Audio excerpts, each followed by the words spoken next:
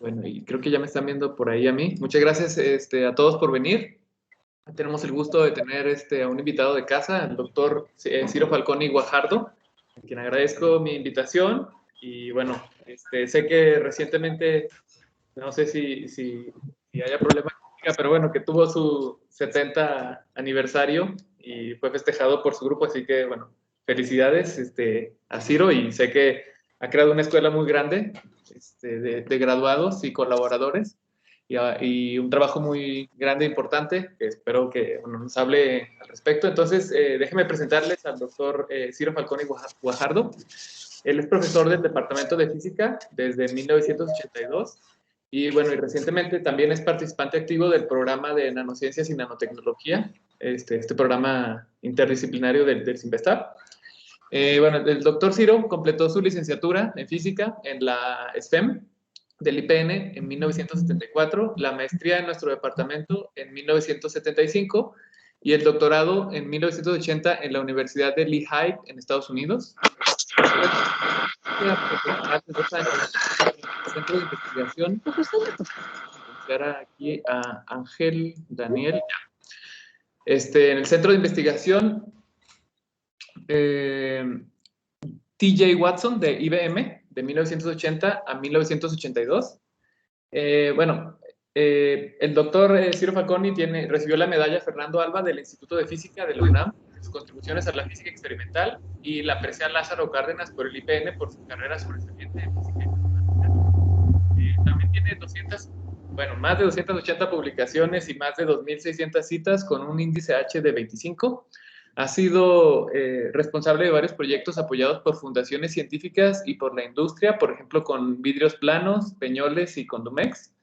Además, tiene 3 patentes en México y una en Estados Unidos.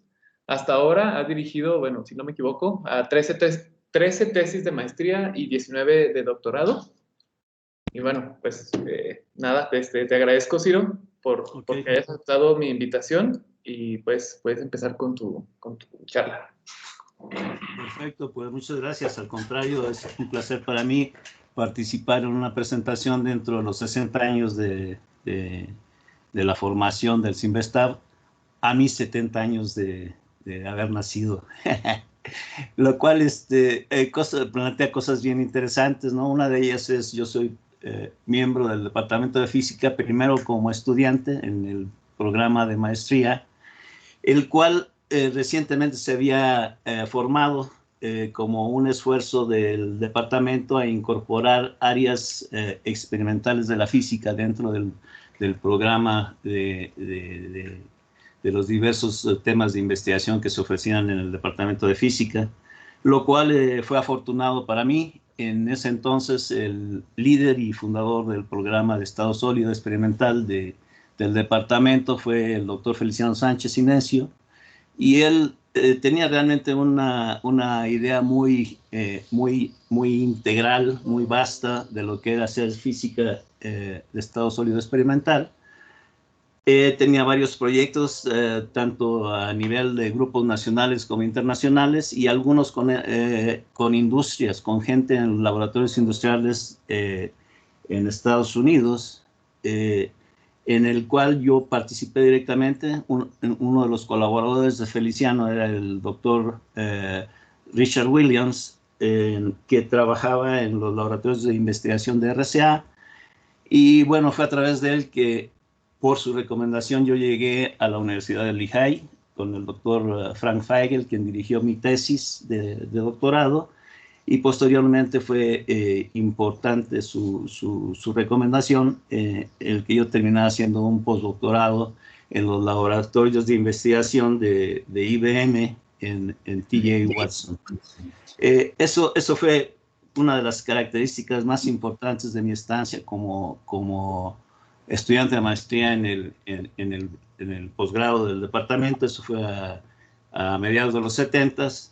Y bueno, pues posteriormente de toda mi formación regresé al departamento a incorporarme en la planta de investigaciones del área de estado sólido, principalmente, haciendo muchas de las cosas que yo tenía como bagaje ya de formación, en las que estaba muy orientado. Mi interés particular ha sido hacer cosas que sean trascendentes, por así decirlo, en fenómenos que puedan ser aplicados en la vida diaria, ¿no? Entonces, muchos de esos temas dentro del departamento fueron desarrollados, algunos como ya has mencionado o se mencionado, fueron bajo financiamiento de proyectos a nivel internacional. Algunos de ellos son con España, otros con Japón, otros con Brasil, etcétera, etcétera. Ha habido diversas colaboraciones a nivel internacional, pero también ha habido una parte que yo considero muy importante que usualmente en los departamentos, en las universidades, en las áreas de enseñanza e investigación académica no son valorados o no son impulsados, que es la interacción o la vinculación con la industria a nivel nacional, en este caso, muy importante. Y bueno, en términos generales, en cuestiones aplicadas, siempre está uno vinculado o está uno trabajando en aspectos que son de interés para la investigación y el desarrollo de tecnologías que tengan un impacto social o comercial, económico, ¿no? Entonces, entre esos hay varias cosas, todos esos temas que están aquí plasmados en este collage de cosas. Van desde materiales dieléctricos para la microelectrónica hasta superconductores y finalmente en emisores de luz, dispositivos electroluminiscentes, etcétera, etcétera.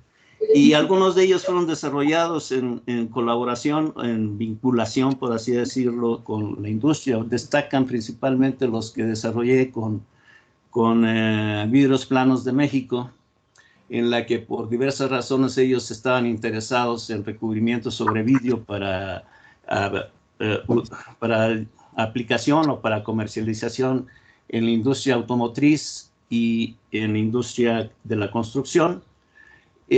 En particular, hay uno que ha resultado ser trascendente a actividades actuales, en el que se desarrolló un filtro solar, que es básicamente cómo hacer ventanas que permitan la transmisión de luz a través de ellas, pero que no pase ni el ultravioleta ni el calor del infrarrojo.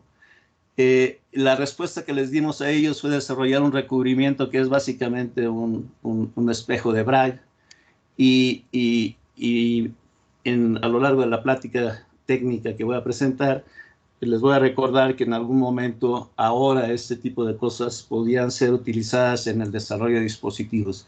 Entonces, esa es una característica que yo he encontrado muy gratificante con la interacción con la industria, en el sentido de que muchas veces al resolverles un problema a la industria, uno encuentra y desarrolla ideas que posteriormente uno puede aplicar o puede estudiar en otros conceptos y en otros contextos, lo cual enriquece mucho la vida de un investigador, de alguien que está desarrollando ciencia y que en alguna forma quiere desarrollar cosas que son aplicadas en términos generales, y si son en problemas endógenos todavía más, ¿no? Esa es la característica principal de la vinculación con la industria a lo largo de estos 39 años en los que he estado desde el 82 hasta el presente como parte del cuerpo académico del Departamento de Física. Hay otros detalles, por ejemplo, cómo me integré a la superconductividad. La superconductividad de alta temperatura está basada en hilos, en alambres superconductores que tienen como substrato plata, y México es uno de los primeros productores de plata. Entonces, este proyecto que desarrollamos en México fue relacionado y en alguna forma subsidiado, pagado por la industria minera de México, por Peñoles, buscando un valor agregado a su producción de plata, ¿no? Entonces, todo este tipo de cosas en alguna forma, como decía, ayudan a desarrollar nuestro trabajo desde el punto de vista de investigación. Y ahí, en ese caso, los superconductores de alta temperatura son perovskitas, que tienen características muy especiales que están modificadas en alguna forma, de tal manera que a temperaturas bajas se convierten en superconductoras. Y bueno, esto fue todo un tema en el que algunos colegas decían a este proyecto, que fue pagado por la industria, tanto Peñoles como Condumex, que era como venderle una piel de oso a alguien en el trópico, ¿no? O sea, vender superconductividad en México implicó convencerlos de que tenía alguna incidencia en el valor agregado de productos como la plata, en los cuales México destaca. Eso en alguna forma nos ha llevado a algunos reconocimientos, como los ya mencionados, la medalla Fernando Alba del Instituto de Física, la medalla Lázaro Cárdenas, que el Politécnico me concedió como egresado distinguido, y algunos otros reconocimientos a nivel internacional, como la medalla de la Academia Eslovaca de Ciencias y otros reconocimientos del estilo, ¿no?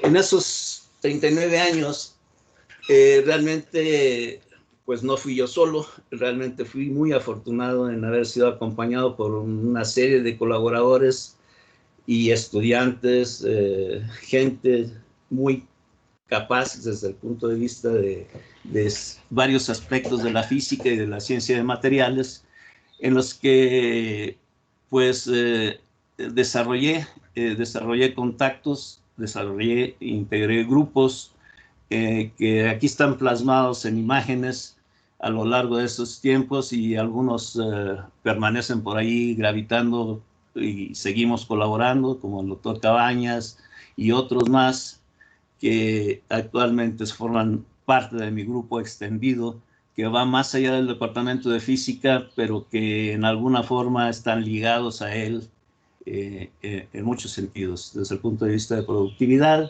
desde el punto de vista de desarrollo de nuevas ideas, de investigación y de desarrollos tecnológicos también, ¿no? Entonces, con todo esto quisiera terminar la parte que tiene que ver con los 60 años del departamento, solo diciendo que me congratulo realmente de ser parte de este departamento de física, que me ha permitido desarrollarme en gran medida en la forma en la que lo he hecho, una forma muy satisfactoria en lo personal, que me permite agregar y formar estos grupos de colaboración con todas estas personas que no voy a mencionar por nombre, pero que ahí están plasmados en los diferentes grupos a lo largo de estos años dentro del Departamento de Física. Entrando ya en el tema, de esta presentación, yo escogí este tema porque es realmente en gran medida lo que estamos haciendo dentro de los diferentes proyectos y diferentes temas de investigación de los estudiantes que están en mi grupo, que tiene que ver con las modificaciones espectrales y los materiales luminiscentes en términos generales. Entonces, la primera parte voy a hablar de cómo los lantánidos en particular han jugado un papel importante en el desarrollo de materiales inorgánicos luminiscentes, que son ampliamente utilizados en la industria de la iluminación, de una serie de aplicaciones que involucran materiales luminiscentes. Y la idea en esta plática en particular es cómo esa misma proyección que normalmente se hace con materiales, digamos, con cristalinos de volumen grande o microcristales o cosas por el estilo, actualmente está tomando un segundo aire, un aire más actualizado, con su maridaje, por así decirlo, con la nanociencia, la nanotecnología, y sobre todo cómo hay ventajas y desventajas en introducir esto en estructuras de dimensiones nanométricas. Estos materiales luminiscentes nanoestructurados, debido precisamente a la reducción de las dimensiones, incorporan grandes ventajas como son los confinamientos, tanto de carga como de diferentes formas de energía, y también tiene desventajas como es la generación de defectos superficiales, porque a la medida que se reducen las dimensiones se aumentan los defectos de superficie, y entonces la historia es cómo puede uno, mediante diferentes aproximaciones, solamente voy a mencionar dos, que es la de núcleo escudo, core shell, que se llama, para reducir estos estados de superficie y permitir que tengan mejores características de emisión de luz. Y la otra es utilizar compensadores de carga, que son iones, por ejemplo, alcalinos. El más utilizado es el litio. Ahora que el litio está de moda en muchas aplicaciones, pues resulta que también sirve para compensar carga en estas nanoestructuras. Y voy a hablar de otro ejemplo de este. Son dos temas de tesis de estudiantes míos. Y finalmente voy a hablar de otro tema, que es la incorporación de lantánidos en perovskitas, que resulta ahora que son luminiscentes también, cierto tipo de perovskitas diferentes a las de los superconductores, pero estas perovskitas tienen características luminiscentes muy interesantes, y también hay una forma de buscar un maridaje con los lantánidos de tal manera que uno pueda aprovechar lo mejor de las perovskitas con los lantánidos. Voy a hablar un poco también de eso, y sobre todo al final voy a cerrar con las perspectivas de a dónde vamos con todas este tipo de aproximaciones luminiscentes nanoestructuradas o luminiscentes desde el punto de vista de dispositivos fotónicos, y etcétera, etcétera. Entonces, déjenme empezar básicamente con decir por qué la luminiscencia es importante, ¿no? La luminiscencia ha sido importante desde hace mucho tiempo, desde que empezamos con la televisión, con las pantallas de diversos tipos que hasta ahora han terminado en ser pantallas planas con diferentes características. A través de todo este tiempo se han desarrollado fósforos, emisores de luz, muchos de ellos basados en lantánidos, que han sido muy importantes en el desarrollo de todo lo que es la tecnología de la iluminación y de los despliegues luminosos como monitores en las computadoras, en los celulares, etcétera, etcétera. Entonces, los LEDs, por supuesto, fueron un desarrollo muy importante, y hay muchas otras aplicaciones, por ejemplo, cómo utilizar esta luminiscencia para mejorar, por ejemplo, la identificación de huellas digitales en forensicos, en trabajo de investigación forénsica, y en otro tipo de seguridad para dispositivos, en una serie de otras cosas, incluyendo imágenes en vivo, en el caso de imágenes biológicas, el cual voy también a discutir. Bueno, en términos generales, los materiales luminiscentes por sí solos son transformadores. O sea, yo utilizo longitud de onda de un tipo con una cierta frecuencia, una cierta energía, y obtengo luz emitida con otro rango espectral. Generalmente en este caso se utiliza mucho luz ultravioleta, y se obtienen imágenes que son visibles a simple vista, o sea, dan imágenes, emisiones en el visible.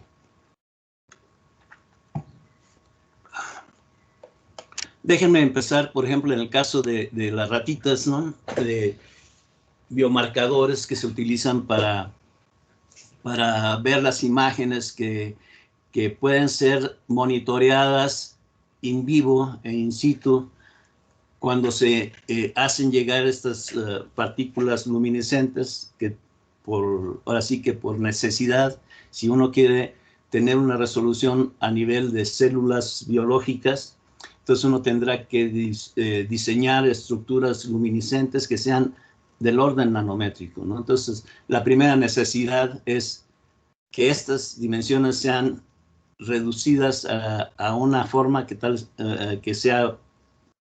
permita poder integrarlas dentro de una estructura microscópica, pero para que sea, digamos, una buena resolución tendrá que ser menores que una micra. Eso es ya entrando en el rango de las nanoestructuras. ¿Por qué queremos que sean en ciertos rangos? Uno tiene que diseñar estos materiales que permitan ventanas, por así decirlo, en el tejido vivo, en el tejido, en este caso de las ratas o en el caso de los humanos también. Hay varias contribuciones que son importantes, entre ellas son tanto la piel absorbe una cierta cantidad en ciertos rangos de luz. Están otros aspectos, por ejemplo, el tejido adiposo, etcétera, etcétera. Pero en cualquiera de los casos, es posible determinar, en este caso, por ejemplo, cuáles serían las ventanas, perdón, las ventanas de transmisión de luz que nos permitirían, por un lado, excitar estos marcadores y, por otro lado, recolectar esa luz de esos marcadores en una forma tal que nos permita, sin mayor intrusión, sin mayor absorción dentro del tejido humano, la observación de las imágenes en los cuales estas marcadores están localizados. En este caso es una cosa muy sencilla, en el que se le dio de comer literalmente a la ratita un material luminiscente. En este caso se está observando en el visible, hay una parte aquí en el rojo que puede transmitir. Y ustedes ven que la imagen es muy mala porque hay mucho scattering dentro de la emisión visible, pero si uno va a otra región del infrarrojo, que es una de las ventanas que están marcadas aquí, entonces uno puede ver claramente el bolo que tiene esta, con los marcadores, por supuesto, esta rata dentro de sí misma sin tener que sacrificarla, sin tener que ver nada, y uno ve una buena imagen de esto, ¿no? Entonces, este es uno de los casos característicos en el caso de aplicaciones biológicas en los que a uno le interesa diseñar fósforos o nanopartículas que luminescan bajo la excitación en rangos específicos de luz. Les voy a hablar un poquito de eso en la presentación. También hay otra área que es muy importante, el área que tiene que ver con iluminación, específicamente las aplicaciones que ya actualmente están en cada una de las casas de nosotros, es la aplicación de LEDs de luz blanca. Los LEDs en general emiten una luz, los utilizados en este tipo de iluminación, emiten una luz azul, que es este pico que se ve aquí, y para que en realidad nos den una luz blanca, lo que se requiere es poner una capa de fósforos, en este caso es un fósforo de un garnet de itrio aluminio dopado con cerio, que se excita precisamente con esta longitud de onda azul y nos da una emisión que da una emisión amplia en el amarillo, que complementa, por así decirlo, la emisión del LED, y en total toda esta emisión es lo que nosotros vemos como luz blanca, que actualmente se utiliza para la iluminación de espacios abiertos, de habitacionales, de oficinas, etcétera, etcétera. Hay otras variantes en cuanto a la utilización de estos fósforos que permiten una mayor intensidad, pero no voy a entrar en detalle por este momento. Lo que sí es importante es cómo nuevamente aquí hay una transferencia de rango espectral solamente del azul emitido por el LED a un rango espectral más amplio que sería el visible. ¿Por qué nos interesa en este caso ahora ir en dimensiones nanométricas? Bueno, uno de los desarrollos más recientes en los LEDs es el desarrollo de micro LEDs. ¿Qué significa esto? Por ejemplo, en pantallas planas, cada píxel debe ser pequeño, reducido, y generalmente esto en la tecnología más común actual utiliza ventanas de cristal líquido que actúan como llaves de luz, por así decirlo. La idea reciente es hacer micro LEDs, que serían básicamente una serie de LEDs integrados en cada píxel, que actualmente se están ya aplicando en diversas pantallas, por ejemplo, en celulares, en dispositivos como estas tabletas electrónicas, etcétera, etcétera. Pero la idea es que en alguna forma esto se proyecte a todas las aplicaciones de despliegues visuales, incluyendo pantallas estas en las que eventualmente sustituirían la tecnología actual de cristales líquidos. Entonces, nuevamente, aquí hay un fenómeno de transferencia de rangos espectrales que además requieren de una reducción de dimensiones de tal manera que justifican la investigación en nanoestructuras luminiscentes de este tipo, ¿no?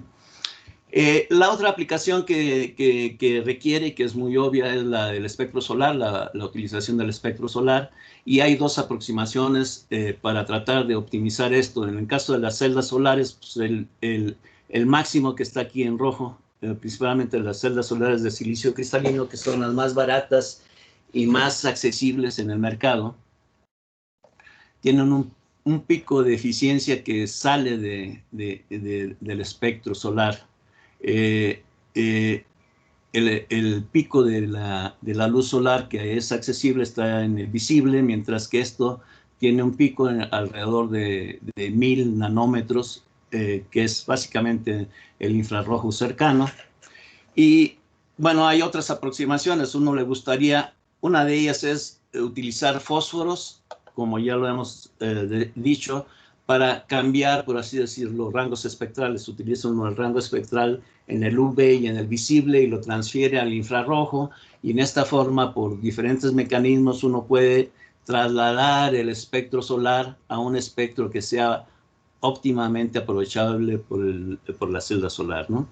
Entonces, esa es una aproximación. La otra es desarrollar una celda solar que tenga una eficiencia que aproveche mayormente el espectro solar.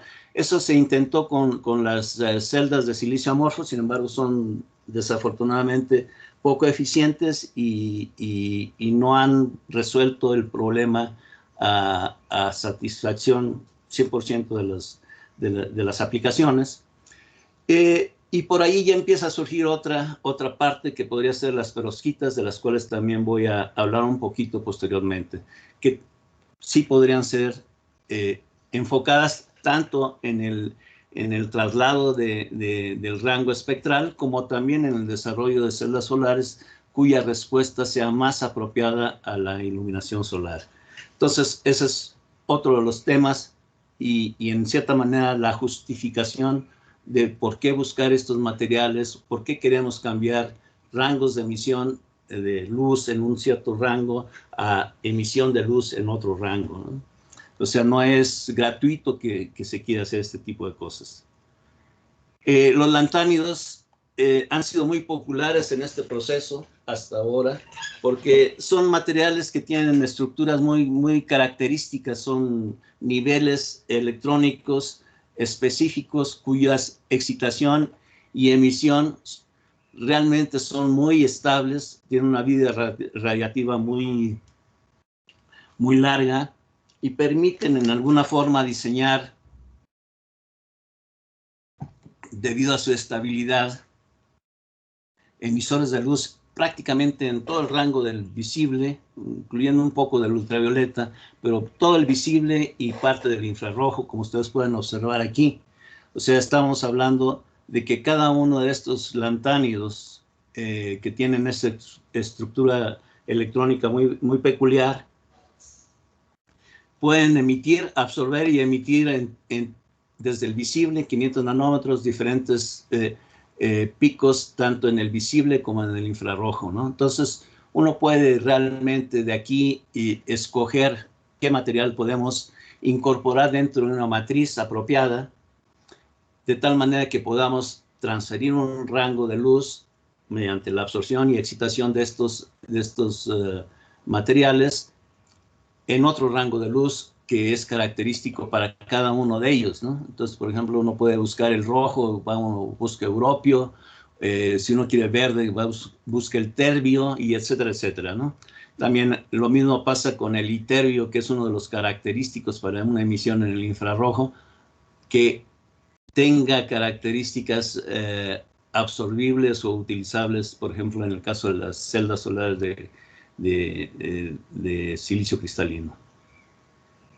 Entonces, las tierras raras son un elemento importante para el diseño de estos materiales, Si uno quiere ver cuál es el fenómeno en estos casos de estructuras bien definidas, de niveles energéticos bien definidos, ahí podríamos reducirlo a 3 fenómenos característicos desde el punto de vista de energía. Es uno en el cual se absorbe un fotón con cierta energía relativamente alta. Este se termaliza dentro del material luminiscente, del dopante activo en este caso, y se recombina emitiendo una luz con una energía menor.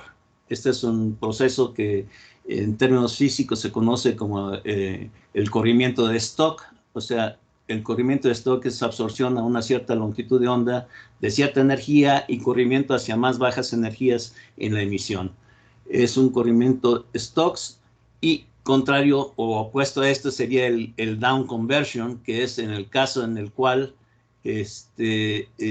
bueno, perdón, el caso de up conversion sería el opuesto, ¿no? Entonces tenemos en este caso 2 fotones cuya energía es absorbida, de menor energía, que es absorbida hasta excitar un estado de cierta energía que al recombinarse emite una longitud de onda que es mayor que cada uno de los fotones que se utilizaban para excitar. Esto sería el opuesto, por así decirlo, y en alguna forma sería algo así como el anti-Stokes, por así decirlo, del fenómeno de la luminiscencia, ¿no?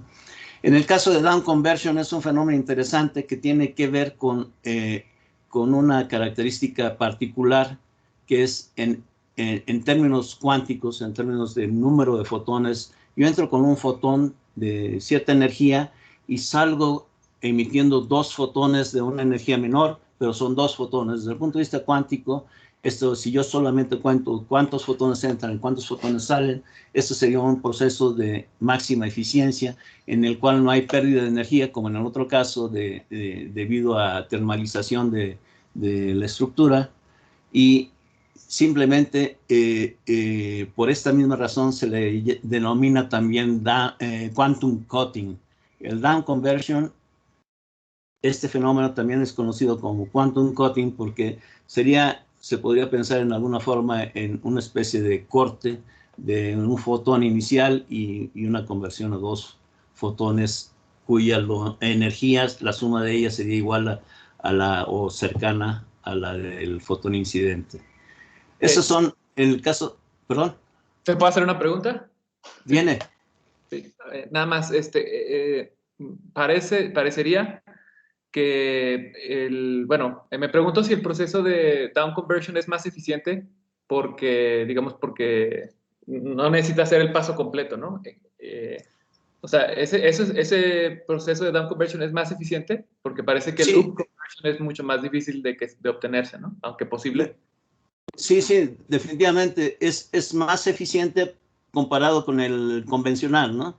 En el caso convencional, lo que tú tienes es un proceso en el que absorbes un fotón, se pierde energía en relajación de la red, o sea, en calor o en cualquier cosa, y luego esa energía, la que se recupera, es un fotón también, pero con una energía menor. Entonces, aquí ese proceso, desde el punto de vista de energía, es menos eficiente que este otro proceso, porque en este otro proceso lo que tú tienes es básicamente cero, digamos, pérdida de energía desde el punto de vista de la red, y tú tienes una conservación mayor de energía en luz, por así decirlo, emitida.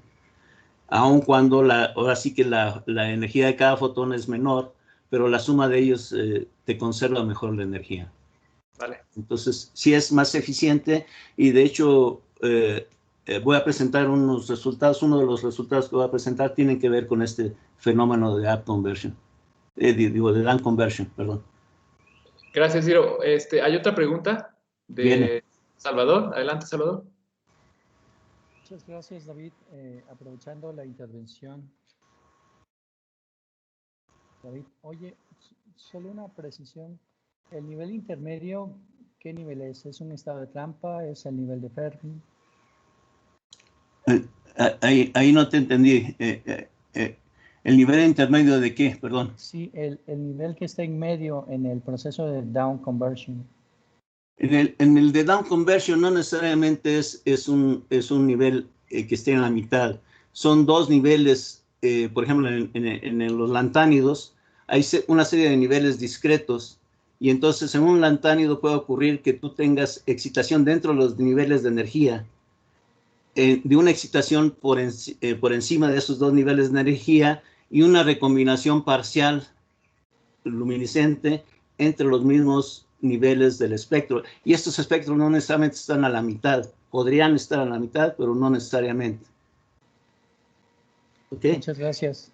De hecho, el siguiente mecanismo puede ayudar a entender un poquito mejor eso, porque no necesariamente tiene que ser ligado con un solo espectro, con un solo niveles de energía, sino también puede estar, por ejemplo, en este caso, regresando a tu pregunta, el caso del neodimio dentro de, en este caso, de difluoruro de calcio, lo que uno obtiene es que uno puede excitar con esta energía. Estos son niveles de excitación y estos son niveles de emisión del neodimio. Uno puede excitar con 353 nanómetros, que es esta flecha morada que se tiene aquí, excita uno al nivel más alto, y luego puede ocurrir una serie de procesos no radiativos, pero en esta parte uno puede obtener dos emisiones, una que está dada en esta región, el primer paso, y el segundo paso sería acá. Entonces aquí sería una combinación interesante de un proceso en el cual tú tienes downshifting porque hay pérdida de recombinación por no radiativa, pero también tienes dos emisiones que sumadas te van a dar la energía. Si yo en lugar de excitar a este nivel, por ejemplo, puedo obtener precisamente el mismo esquema que estaba mostrando previamente. Y estos dos fotones no necesariamente son los mismos. Uno podría ser aquí y el otro podría ser acá, ¿no? ¿Está claro? Sí, muchas gracias. Perfecto. Bueno, pues entonces, qué bueno que hicieron esta pregunta porque en alguna forma permite ejemplificar este caso, en el caso de difluoruro de calcio con neodimio, el cual, si nosotros lo codopamos perdón, la tesis de es la tesis de Jessica, es codopado con iterbio, lo cual permite un fenómeno adicional que voy a mostrar de cómo es un proceso de excitación y de emisión, ¿no? Este sería el caso en el cual tuviéramos solamente un nivel activado y que estuviéramos excitando dentro de los primeros niveles. Hay otras formas de excitar un material y esto es a través de la red. Ciro, discúlpame. ¿Sí me oyes? Sí. Es que hay otra pregunta antes de que avances. Sí. Sí, Yuri, adelante. Ciro, una pregunta. Existen dos tipos de recombinación, radioactivos y no radioactivos. Sí, ¿De en términos qué generales. para ti importantes solo radioactivos? ¿Sí?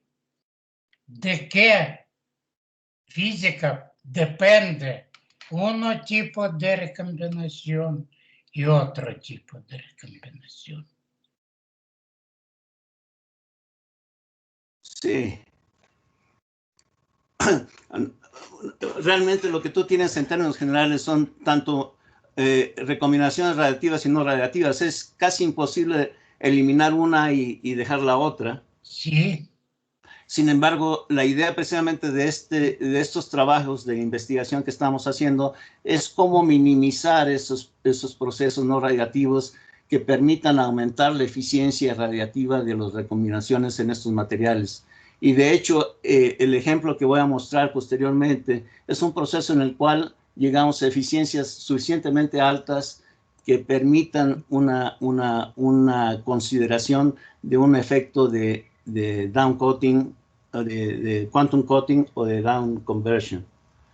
Si me aguantas un poquito más, vas a ver que es posible trabajar en cada uno de estos temas tratando de optimizar la probabilidad de la eficiencia radiactiva. ¿Ok? Gracias. Bueno, entonces, regresando al punto de cómo es que estos estos materiales pueden ser excitados. Yo hasta ahorita he estado hablando básicamente de todos estos niveles, he estado hablando de los lantánidos. Cuando los lantánidos se incorporan dentro de una matriz, digamos, por ejemplo, en este caso de óxido de itrio, las bandas de conducción y de valencia del óxido de itrio son suficientemente amplias como para que permitan todos estos procesos de un lantánido, ¿no? En este caso, el caso del europio, y puedes excitar el europio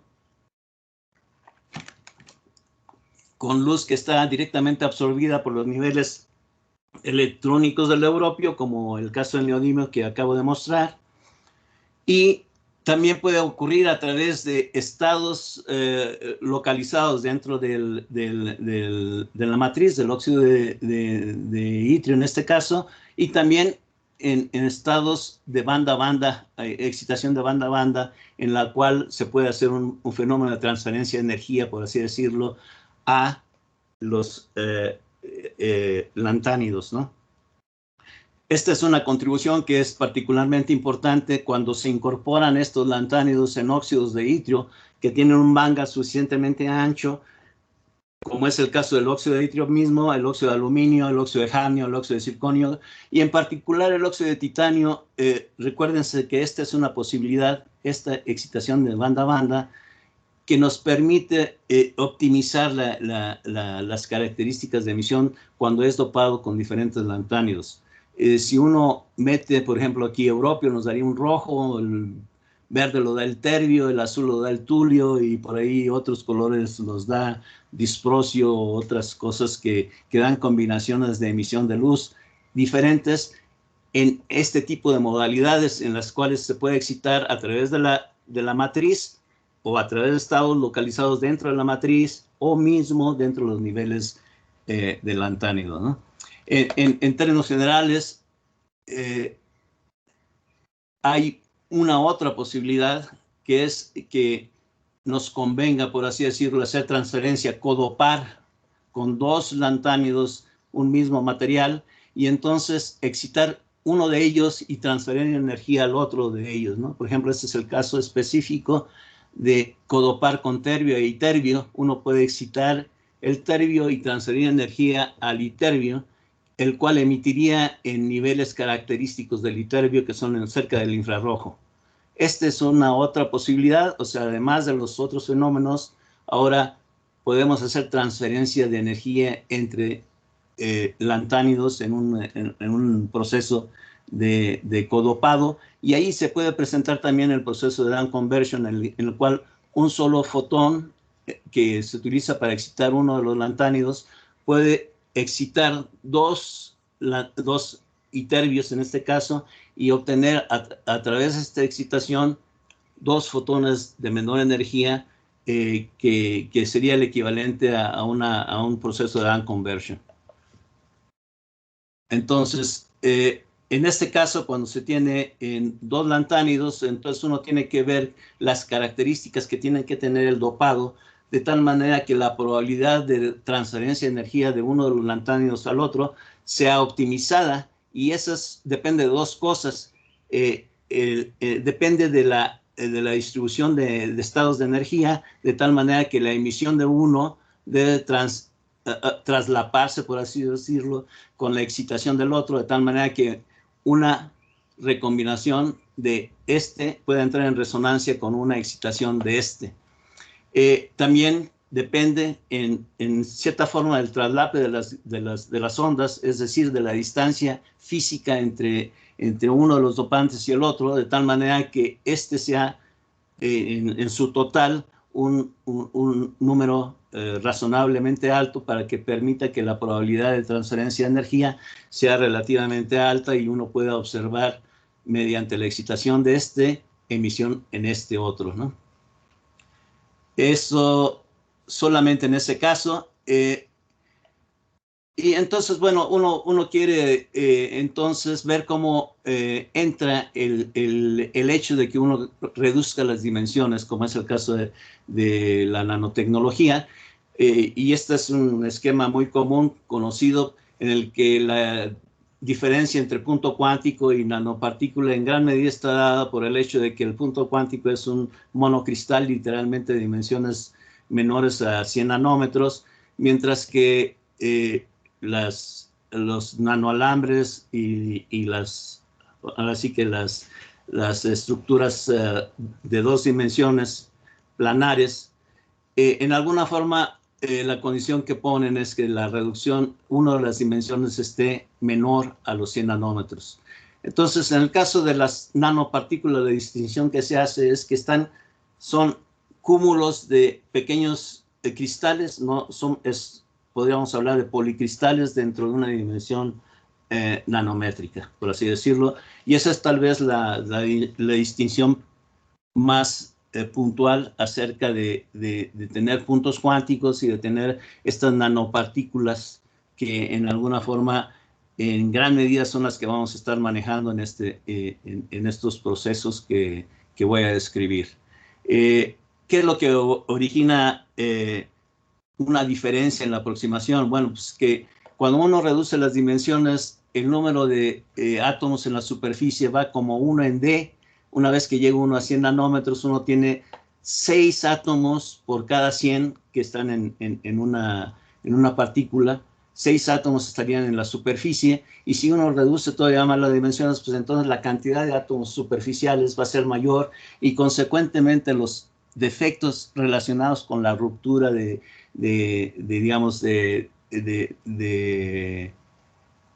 digamos, espacial, de que ya no hay enlaces, va a haber enlaces sueltos, va a haber una serie de defectos que se van a originar, va a haber inclusive deformaciones en la superficie de la red cristalina dentro del cristal. Entonces, hay una serie de defectos que ocurren solo por el hecho de que las dimensiones superficiales empiezan a ser importantes o equivalentes a las, digamos, a las estructurales cristalinas dentro de la nanopartícula en este caso, ¿no? Entonces, ese es el tipo de problemas que vamos a encontrar. Hay problemas y ventajas en eso. Y cómo puede uno optimizar un material a escala luminiscente de una nanoestructura. Creo que ando bien colgado de tiempo, ¿verdad? Bueno, una de las formas es hacer un recubrimiento. Este es el famoso core shell approach. Y en ese se puede pasivar los estados de superficie de tal manera que no interfieran con los procesos de absorción y radiación luminiscente. Y el otro es la deformación de la red cuando se aproxima uno a la superficie de la nanopartícula. También es importante en muchos de los casos, y bueno, voy a hablar de 2 casos específicos en los cuales hay una modulación de energía de estos, y hay el uso de un escudo, por así decirlo, de una concha, por así decirlo, que cubra con un material amorfo este material, de tal manera que las características luminiscentes sean optimizadas bajo este costo. Hay otros mecanismos que involucran transferencia de energía por medio de plasmones o de resonancia con cristales fotónicos, y una serie de otras aproximaciones que no voy a tocar. Solamente voy a dar 2 casos específicos en los que estos hemos estado trabajando. El caso del core shell, en términos generales, tiene 2 aproximaciones. Una es en la que uno recubre simplemente la partícula con una capa de un material amorfo, que puede ser óxido de silicio, y esa capa es inerte. Eso podría ser una capa en uno de los casos, o que también podría ser policristalina o cristalina. Y la otra es otra en la que se incorporan también dopantes, y eso se le llama un recubrimiento activo, ¿no? En la que se puede excitar cierto tipo de dopantes en la capa exterior, por así decirlo, y otro tipo de dopantes en la capa interior, y en estos casos ocurran transferencia de energía entre estos que están en la capa de recubrimiento de la partícula y los que están dentro de la partícula misma. El caso específico del cual les voy a hablar es el caso del tema de tesis de Vicente Vargas. Él trabajó en partículas de óxido de titanio dopadas con samario o con tulio y con iterio. El ejemplo es muy sencillo. En la izquierda tenemos una nanopartícula de óxido de titanio. Sin más nada, ustedes pueden observar cómo la superficie, bueno, para empezar es policristalina, es una nanopartícula, y tiene una serie de efectos alrededor que realmente afectan las características luminiscentes. Les voy a mostrar cómo. Y a la derecha tienen una que está recubierta con una capa delgada de óxido de silicio. Este es básicamente el fenómeno estructural de core shell, ¿no? Un núcleo y un recubrimiento pasivador, en este caso, cuyo objetivo es básicamente reducir los estados no radiactivos que se generan en la superficie de la nanopartícula. Esto se puede ver muy claramente en estas dos transparencias. Lo que se contrasta es, en esta parte izquierda, es cómo absorbe la luz este material y cómo la emite una vez que está primero sin recubrir y después con el recubrimiento de la capa de óxido de silicio. Ustedes pueden observar, en este caso es un fenómeno en el cual fue dopado con tulio y con iterbio, y lo que pueden observar es que la emisión del iterbio se obtiene básicamente a través de excitación de banda a banda del óxido de titanio. Esta parte de aquí muestra que la excitación está ocurriendo en el titanio y es independiente del lantánido que se esté incorporando. Se excita al tulio y este transfiere a su vez energía al iterbio, y cuando no tiene la capa pasivadora de óxido de silicio, la emisión es realmente pobre, y una vez que se le agrega ese recubrimiento, entonces se optimiza la emisión radiactiva dentro de la nanopartícula, y entonces uno puede ver un incremento sustancial de aproximadamente 4 veces o más la intensidad de la emisión luminosa, solamente con el hecho de poner ese recubrimiento pasivador. Me voy a pasar al siguiente tema, que es el tema de qué pasa cuando yo meto un dopante, por ejemplo, un lantánido dentro de una red cristalina. Si el radio iónico de ese lantánido es menor, pues entonces ocurre una reducción, por así decirlo, de la red, una deformación que tiende a comprimir la red. Y otra es si tengo un lantánido o un ion que es con un radio mayor, un radio iónico mayor, entonces tiende a expandir la red. Ese es básicamente, a grosso modo, uno de los fenómenos que se pueden presentar. Y en el caso que les voy a describir, que es el que les decía yo, es la tesis de Jessica de Anda, lo que se está metiendo son 2 lantánidos, neodimio y iterbio, en una red de difluoruro de calcio. El difluoruro de calcio es básicamente una estructura cúbica en la que tiene una sustitución. Los lantánidos entran sustituyendo al calcio, y aquí hay 2 fenómenos, uno que tiene que ver con el tamaño del dopante y otro que tiene que ver con la carga iónica, por así decirlo. En el caso de los lantánidos son trivalentes, mientras que el calcio que está sustituyendo es divalente, y eso produce una deformación en la que la red tiende a compensar por la carga. Los flúoros se mueven y crean vacancias, etcétera, etcétera, debido a esta descompensación iónica local al sustituir el lantánido trivalente por un divalente. Y aquí la idea es, si uno monitorea el comportamiento en picos de difracción, uno puede observar que si uno tiene el difluoruro de calcio sin dopar, tiene una estructura cristalina bien definida. Cuando lo dopa uno sin meter un compensador de carga, entonces se deforma completamente este pico en la estructura cristalina. Eso quiere decir que está habiendo una deformación local debido a la descompensación de la sustitución del calcio por el lantánido. Y el resultado es, bueno, uno puede resolver este tipo de deformación metiendo un compensador de carga, en este caso litio más, el cual restituye la estructura cristalina, aun cuando no recupera completamente la estructura, sí la restituye. Y lo que se puede observar es la consecuencia acá en términos de la emisión de luz del ytterbio. Uno observa nuevamente un incremento sustancial de la emisión de luz debido a la compensación del litio, ¿no? O sea, en rojo está básicamente la emisión del ytterbio cuando está sin compensar la carga con litio, y cuando se compensa con litio, entonces uno observa que las emisiones radiactivas son incrementadas. Y son incrementadas en gran medida porque, como habíamos mostrado, ahora al meter ytterbio como codopante, podemos excitar el neodimio, que estas son básicamente los picos de excitación en el ultravioleta y en el visible del neodimio, y transferir energía al ytterbio.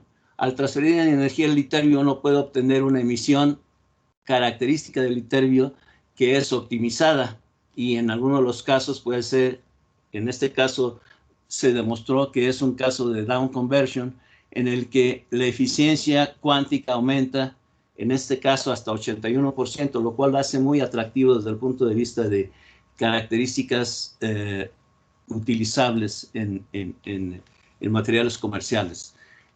Hay otros aquí, comparativamente estoy mostrando otras aproximaciones al mismo fenómeno, en el que se ha encontrado, en el mejor de los casos, emisiones hasta el 35-40%, pero en nuestro caso estamos muy por encima de esa eficiencia debido precisamente a estos fenómenos de down conversion que están ocurriendo. En este caso, realmente lo que estamos logrando es trasladar el espectro tanto en el UV como en el visible, trasladarlo a este pico en la emisión del ytterbio, que está cerca del pico de eficiencia de las células solares de silicio, ¿no? Entonces, este es uno de los casos en los cuales logramos la transferencia de rangos de energía a un rango específico en el cual es mejor aprovechada la luz solar. Para terminar muy rápidamente, quiero mostrarles el caso el caso de las perovskitas. Este es un caso interesante que nuevamente refuerza el tipo de beneficios que tiene el interactuar con la industria. Hace aproximadamente unos 3 años o 4 años tal vez, la gente de COMEX se acercó a nosotros porque estaba apareciendo, no sé si se alcanza a ver la animación de este carro que está aquí a la derecha. Es un carro que tiene un recubrimiento que es luminiscente, y ese recubrimiento prácticamente lo podían hacer sobre cualquier cosa, sobre motocicletas, sobre cualquier cosa que ustedes quisieran. Y no sé si se aprecia bien la animación, pero se ve interesante, se ve bonito. A mí me gustaría tenerlo en mi carro. Pero bueno, cualquiera que sea el caso, es una estructura muy, muy interesante, que es un recubrimiento sobre una superficie grande, en el que se meten una estructura electroluminiscente, en el que se mete un fósforo básicamente, y se ponen contactos eléctricos, en este caso tienen que ser flexibles, que es sobre un material polimérico, que son básicamente nanotubos de plata en los dos lados, una capa de un fósforo, un dieléctrico, y básicamente lo que hacen es alimentar esto con una señal AC, una señal alterna, y eso produce una emisión de luz, como se muestra aquí en este caso, y como se ve claramente aquí en este video. Ellos querían saber qué era lo que estaba pasando, si ellos podían hacer una pintura que pudiera hacer esto. Y realmente, pues sí, sí se puede hacer. Lo que no se sabía en ese momento era qué estaban usando estos gentes que están haciendo este recubrimiento como fósforos, y resulta que básicamente es nada más y nada menos que una perovskita, y la perovskita tiene ciertas características que son conocidas actualmente. Las voy a poner todas aquí. La perovskita es básicamente un material que en este caso tiene un monovalente, un átomo monovalente o una molécula monovalente, el plomo, que en este caso es divalente, y un haluro, ¿no? Es uno de los halógenos, que sería cloro, bromo o yodo. Y en esta estructura, básicamente, el plomo es de cajón. Lo que puede variarse es el monovalente. Por ejemplo, si uno quiere una estructura con una molécula, es el metilamonia. O bien, si quiere una estructura totalmente inorgánica, se utiliza cesio.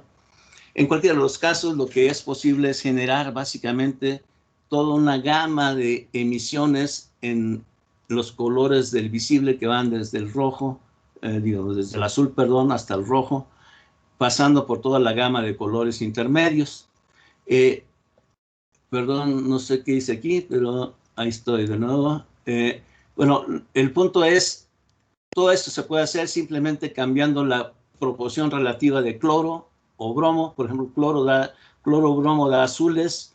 Ciro, dejamos de ver tu pantalla. Caray. Creo que si lo minimizaste y lo volviste a poner, lo tienes que compartir de nuevo. No lo minimicé, pero déjame ver Sí, qué puedo hacer.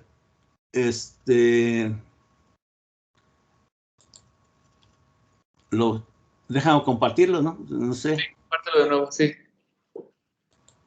Ahí está. No.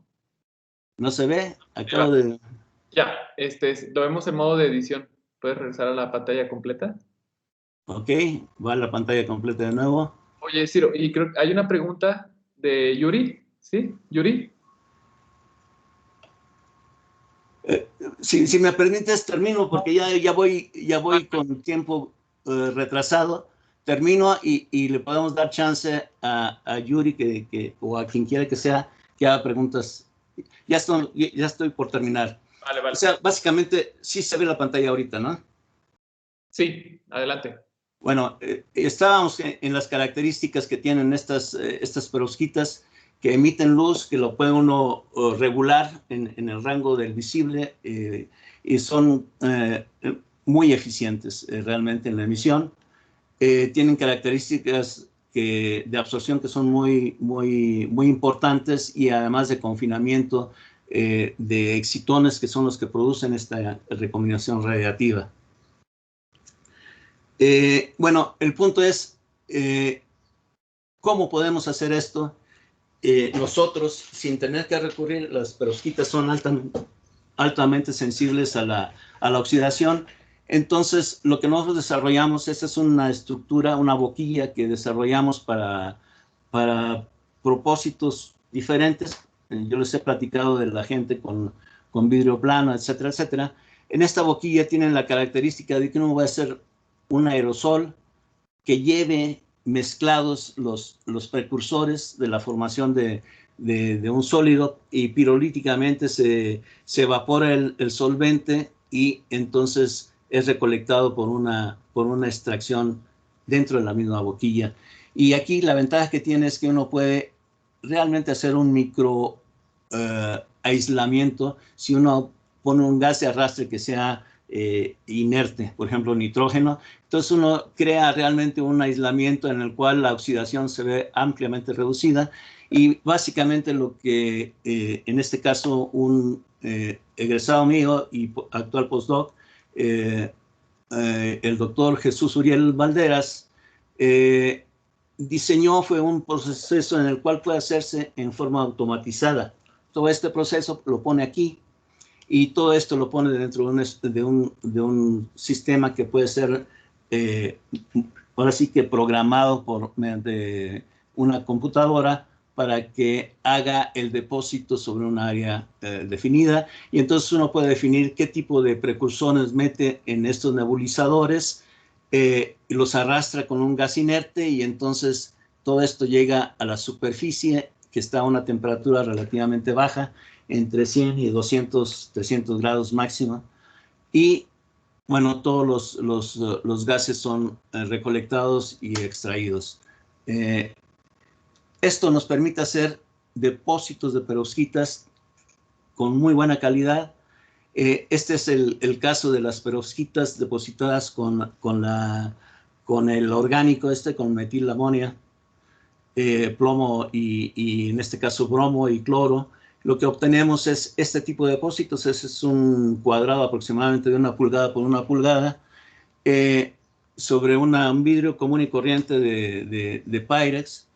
Y uno puede observar la emisión característica de este material en función de la longitud de onda, en función de la razón de metilamonia a plomo y bueno, básicamente la intensidad de la emisión. Uno puede determinar las condiciones en las cuales se obtiene la máxima emisión de estas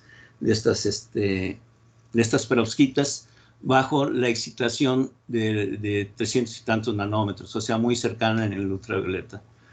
Ese es uno de los resultados que fueron parte del trabajo de tesis de Uriel y que posteriormente Uriel ya llevó a un proceso mucho más eficiente en el depósito de estas estructuras. El otro caso es el caso de las perovskitas basadas en cesio, que son completamente inorgánicas.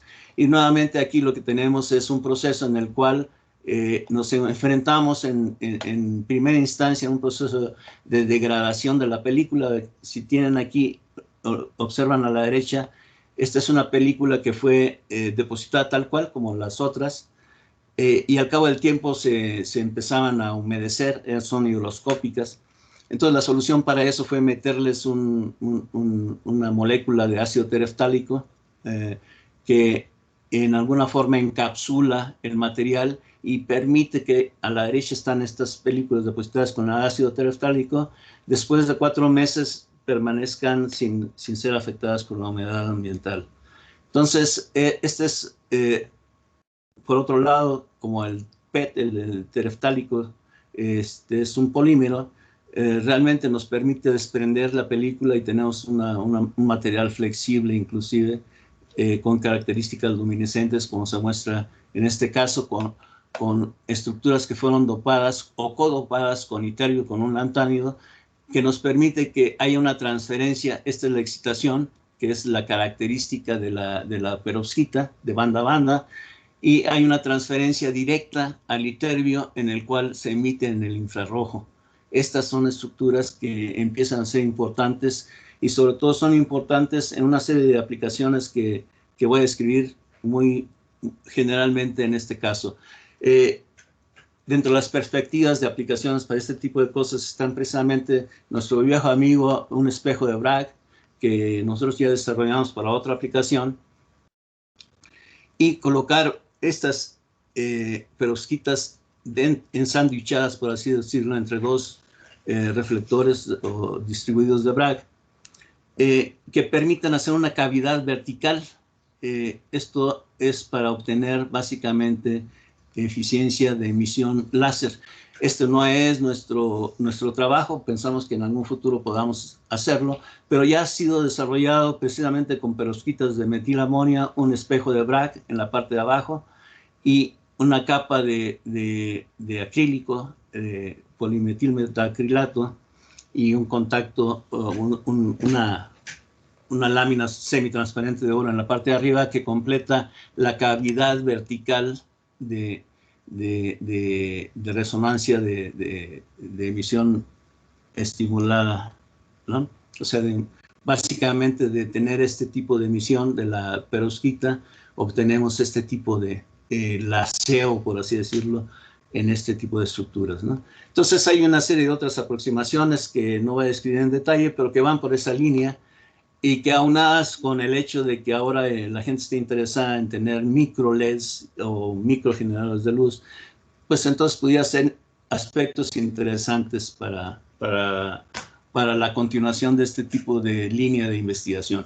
En conclusión, hemos desarrollado fósforos inorgánicos dopados con lantánidos que tienen características muy interesantes desde el punto de vista de las aplicaciones en las cuales se está pensando incidir.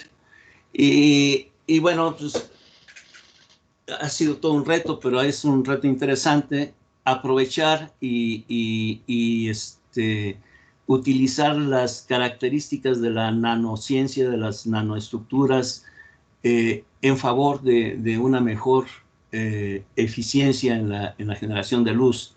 En particular, podemos hacer películas de alta transparencia en materiales inorgánicos con los que les mostré, así como en las perovskitas y con otros efectos interesantes que nos permitirían efectivamente incidir sobre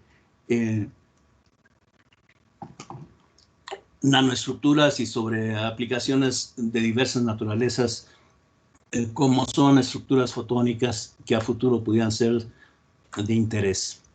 Bueno, con todo eso y agradeciendo a mi grupo actual de colaboradores, pues termino y le doy las gracias a todos aquellos que hayan puesto atención. Y a los que no también. Bueno, muchas gracias, Ciro. Entonces pasamos a las preguntas. Yuri, ¿sigues teniendo tu pregunta? Sí, adelante, Yuri. Lo tengo. Es una persona, Alejandro tiene. Ok, vale. Alejandro Deita, adelante con tu pregunta.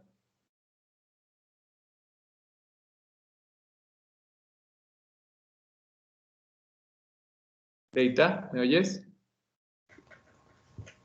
Y ese fue Deita. Bueno, sí, creo que ya bajó su mano. ¿Alguien más tiene una pregunta? Use la función de levantar la mano y yo les doy la... Armando, trápala. Hola, ¿qué tal? Buenas tardes, gracias. Perdón, doctor, me confundí un poco y no entendí bien cuál es el medio de excitación de las perovskitas. Ok, las perovskitas en términos generales son excitadas de banda a banda. Entonces, generalmente se utilizan luz en el ultravioleta.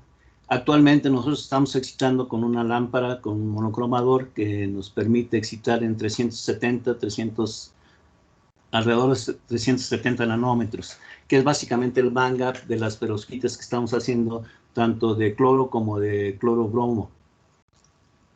Entonces, sobre todo para los dispositivos láser, se intentaría usar un tipo de excitación que podría ser un LED de alta potencia o bien un diodo láser que emitiera en 360, 370 nanómetros y entonces excitar la perovskita, que a su vez dentro de la cavidad resonante nos daría un láser característico de la emisión de la perovskita, ¿no?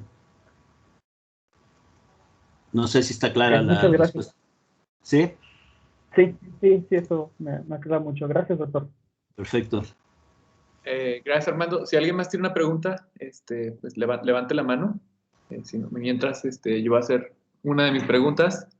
Ciro, en el trabajo de Vicente, Sí. tienes, bueno, mostraste una foto de microscopio.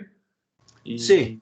Nada más me pregunto si esa es una esfera o qué forma, o es de 2 dimensiones.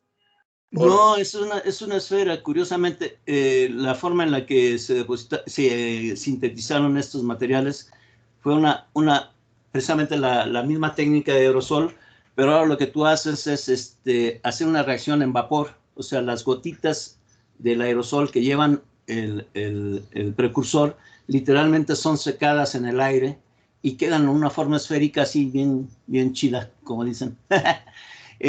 Y es esférica completamente, ¿no? O sea, la característica que tiene es que son policristalinas, ¿cierto? Pero es una esfera, en este caso, sólida y con características que involucran tanto el óxido de titanio como las dopantes que se incorporaron en el precursor, con la solución con la cual se generó el aerosol. Este aerosol se mete dentro de un horno a una cierta temperatura y termina en estas estructuras, ¿no? Y obviamente el tamaño de estas esferas va a depender de la concentración de los precursores. Si yo meto un precursor con menor concentración, voy a tener esferas más pequeñas porque la cantidad sólida se reduce mayormente que en el caso de este en particular. Entonces, tenemos en este caso partículas que son un poquito mayores a 100 nanómetros, pero regulando la concentración de la solución precursora, uno puede obtener esferas menores. Y en este caso, posteriormente, una vez que fueron sintetizadas, se recubrieron con química húmeda, que le dicen, con una capa de óxido de silicio para lograr la pasivación de estas esferas, y entonces se encontró que el efecto, aun cuando es posterior a la síntesis de las partículas, es muy dominante. Y bueno, o sea, mi pregunta viene ahí porque nos dijiste, digamos, que era importante para tener estos nuevos efectos, efectos de frontera, ¿no? Del borde. Sí. Y para ello necesitabas que los nanocosas fueran de tamaño de 100 nanómetros o menos. Entonces, en este caso, ¿eso no se cumple o sí se cumple para algunas de las esferas? En este caso, en la mayor parte de las esferas se cumple esta dimensión, pero uno puede regularla. O sea, en este caso en particular, estamos hablando de nanopartículas que exceden la dimensión, por así decirlo, oficial de la nanoestructura, pero en parte de estos depósitos también se lograron partículas más pequeñas y se pueden optimizar los procesos para obtener nanoestructuras del orden de 100 nanómetros o menores, inclusive con características que podrían ser moduladas en cuanto a confinamiento, no en este caso, pero sí en otros casos de confinamiento.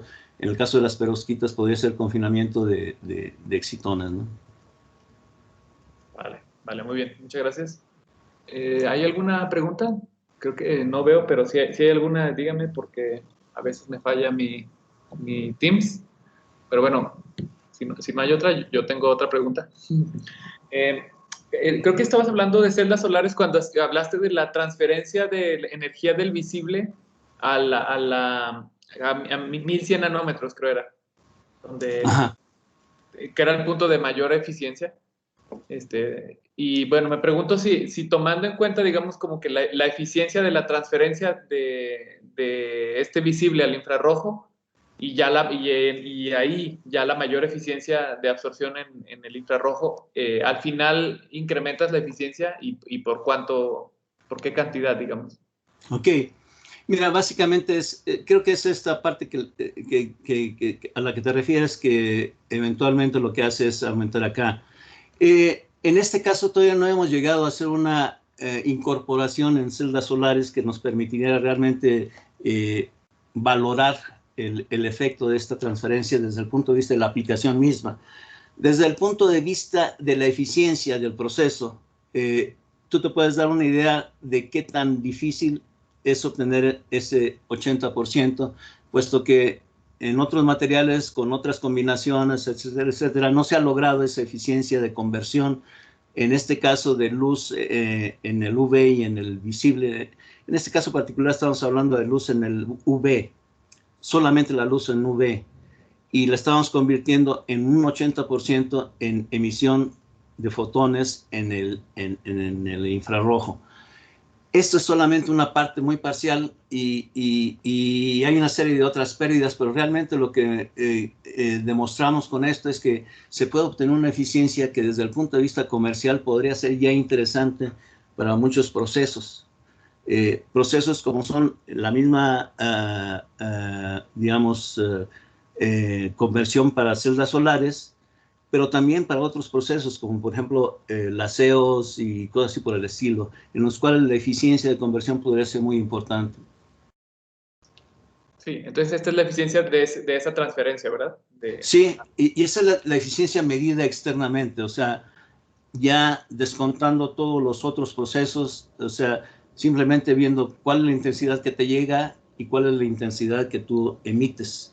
Entonces, tomando eso en consideración, realmente hay una serie de otros fenómenos que están ocurriendo en los cuales hay procesos no reactivos, como le mencionaba Yuri previamente, que no te puedes deshacer completamente de ellos, pero que los puedes minimizar y eso aumenta tu probabilidad de tener, digamos, una conversión 1 a 1 podría ser magnífica, de hecho es casi ideal, pero si tú tienes una conversión cuántica, que sería un fotón, sacar 2 fotones de ellos te daría eficiencias mayores del 1, lo cual lo hace muy atractivo desde el punto de vista de la aplicación, cualquiera que ésta sea, ¿no?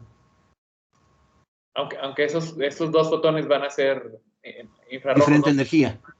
Sí, diferente energía. Al final, desde el punto de vista de energía, habría que hacer una valoración. Por ejemplo, en el caso de las celdas solares, tú tendrías que tomar en consideración que no nada más la parte del ultravioleta estaría siendo tomada en consideración, sino también la parte del visible que es convertida. Y estas capas no son completamente, digamos, permiten el paso de la luz, de tal manera que la luz que pase a través y sea absorbida por las celdas solares está bien, pero parte de esa luz, tanto en el ultravioleta como en el visible, será transformada en luz que es óptimamente absorbida por la celda solar, ¿no? Entonces, si tú pones una capa de este material o un recubrimiento sobre una celda solar, tú vas a tener conversión no nada más del ultravioleta, sino de todo el rango en el visible, que eventualmente te va a dar una conversión en energía que pudiera ser atractiva. Estamos hablando de que las estimaciones sean de que te aumenten hasta un 8% la eficiencia de una celda solar, que de por sí ya está limitada al 30%, por así decirlo, cercano al 30%. Entonces, si aumentas hasta el 8% la eficiencia de una de estas celdas solares, realmente es significativo para toda una tecnología que está basada en la eficiencia a bajo costo, por así decirlo. Vale, muy bien. Bueno, muchas gracias, Ciro, por tus respuestas. ¿Hay alguna pregunta? ¿Alguien puede hablar ahora? Si tienen alguna pregunta. Bueno, entonces, si no, yo pienso que entonces es momento de agradecer a Ciro por su charla. Entonces les pido que enciendan su micrófono y su cámara para que me acompañen a darle una ronda de aplausos. Eso.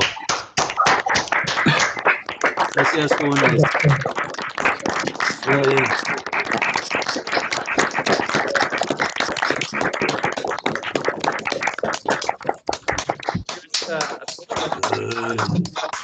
Buenos días a todos.